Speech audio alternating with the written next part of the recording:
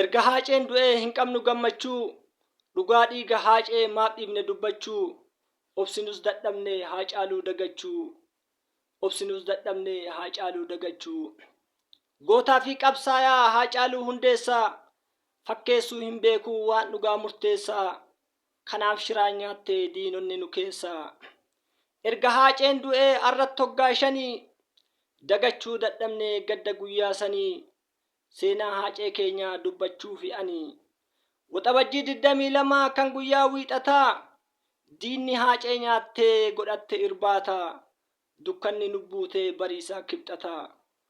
goota dhossaa malee falmatu ifaani haacaalutu leencaaf kan galle mirgaani maaliif ba'uu didee kan haacee dhugaani dhugaa dhiiga haacee ummanni barbaada diinni hanga ammaa nu kuffisuu yaada leenca oromootu finfinneetti aada diina haacee nyaatte hunduu beekuu qabna biyyi tun jignaani hunda keenyaaf cabna wal hubachuu baannaan carraa kana dhabna jarree haacee nyaatte humna biyya diigu finfinneen kan keenya jechaa warra fiigu fira keessiif wayyaa alagaasiin dhiigu shiraan wal ijaartee gurmooftee gareeni haacee ija keenya kan nyaatte sareeni gootummaa hin qabdu jarattiin gadheeni gootummaa hin qabdu jarattiin gadheeni maalumaaf nyaatanii diinonni haacaaluu waan dhugaaf qabsaa'eef yoo ufii madaalu